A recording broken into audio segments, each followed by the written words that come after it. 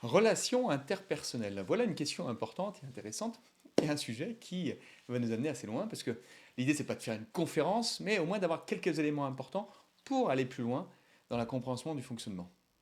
Alors, relations interpersonnelles c'est quoi? En fait, ce qui se passe, c'est un bien grand mot pour quelque chose de très concret derrière. D'abord, il y a une personne, d'accord, comme toi, comme moi, et pour lesquelles il y a trois composantes en elle-même. Ce qu'elle fait, ce qu'elle pense et ce qu'elle ressent. Là, par exemple, tu vois, je tiens un stylo. Tu vois ce que je fais. Mais est-ce que tu sais ce que je pense? Pas du tout. Est-ce que tu sais ce que tu ressens? Ce que je ressens, pardon. Pas du tout.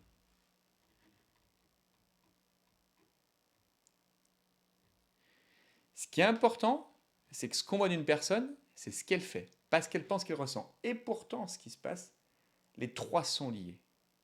Je prends un exemple. Une voiture te fonce dessus. Tu ressens de la peur, tu penses que c'est un abruti et tu recules. Tu vas à la montagne.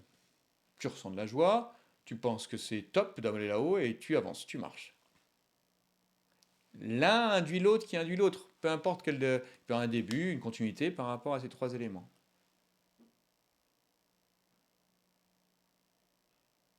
Ce que tu fais, c'est que je suis allé au bout de la montagne et tu as vu que je levais les mains par rapport à ça et je regarde les gens en bas en disant voilà, mais j'ai vu tout le chemin parcouru.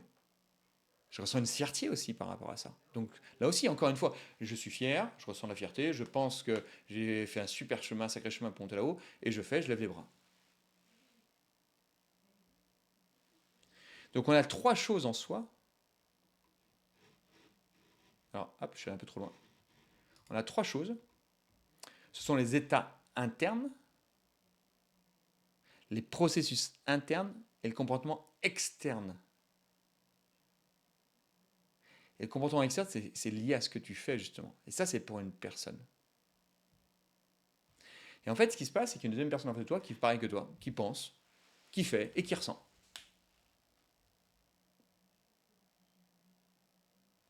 Et là, là, ce qui est intéressant, tu dois te dire, bah tiens, elle s'ennuie. Et pourtant, cette personne ne s'ennuie pas, par exemple, elle écoute. Je prends un exemple également. Je suis intervenu dans une entreprise, ils faisaient des appareils auditifs. Ils en font toujours d'ailleurs. Il y a deux personnes à l'accueil qui ne se parlaient plus. Ce qui se passe, c'est qu'une des personnes, quand elle est partie en congé, elle a laissé une bannette. L'autre personne qui était là, elle a dit, oh, elle est partie en congé, elle a laissé une bannette, elle a fait n'importe quoi. Ou elle l'a laissé n'importe où. Celle qui est partie en vacances, elle a dit, attends, elle a entendu ça par la bande, bien sûr, de communication directe. Elle a dit, mais attends, elle m'a trahi. Trahi, ressenti. C'est venu par une pensée et trahi. Et après, elle ne se parlait plus. Ce qu'elle faisait, elle ne se parlait plus. Tu vois la puissance de l'impact d'une personne sur l'autre. Et en fait, ce qui est là où tu es très doué, fais un petit exercice. D'ailleurs, je peux te le demander à toi. Je vais te demander à toi. À quoi tu penses? Vas-y, dis-moi. Et j'attends. Un, deux, trois. Tu vas me dire, j'écoute. Non, à quoi tu penses? Tu vois, tu vas mettre entre 3 et 10 secondes. Maintenant, tu vas me dire, qu'est-ce que tu ressens? Tu vas y aller. Un, 2, 3, 4, 5. Ça va prendre 10 secondes, 20 secondes. Tu vas me dire rien. C'est pas vrai. Tu entends tous un truc, on est vivant. Et puis là, c'est toujours compliqué de dire ce qu'on ressent. Est-ce que tu es d'accord? Pourtant, là où tu es championne du monde, c'est qu'en fait, quand une personne fait une action, tu dis, bah tiens, c'est normal, elle s'ennuie. Ou c'est normal, elle a peur. En fait, on colle directement ce qu'on pense et ce qu'on ressent sur les autres. On projette, on interprète, on anticipe pour eux.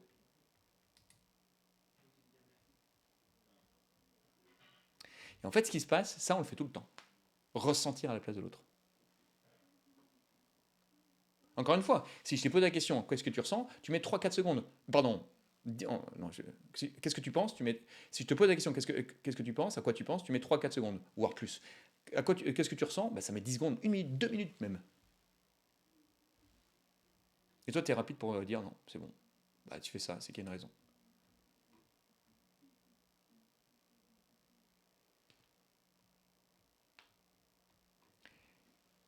Ça va ou pas, ce système? Et donc là, directement, on a ces trois liaisons. Maintenant, la question qui se pose, comment je peux savoir ce qu'une personne pense?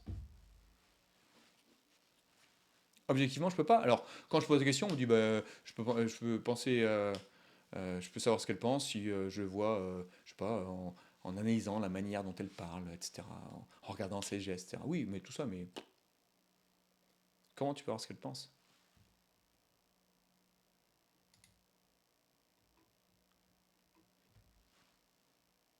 Eh bien, ce que je te propose, laisse cette question ouverte et viens la poser lors de notre premier échange, prochain échange. Ou pose-la dans le groupe pour ceux qui sont dans le groupe. Ceux qui sont en individuel, on pose en individuel, peu importe. Ou peu importe quoi, ou lorsqu'on se rencontrera prochainement. Ce qui est important, pose cette question-là. Comment je peux savoir à quoi une personne pense? Fais la liste de tout ça. Voilà.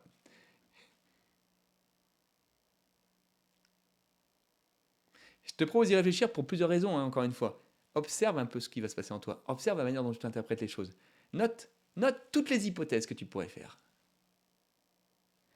Et on en parlera quand on va se revoir. À bientôt.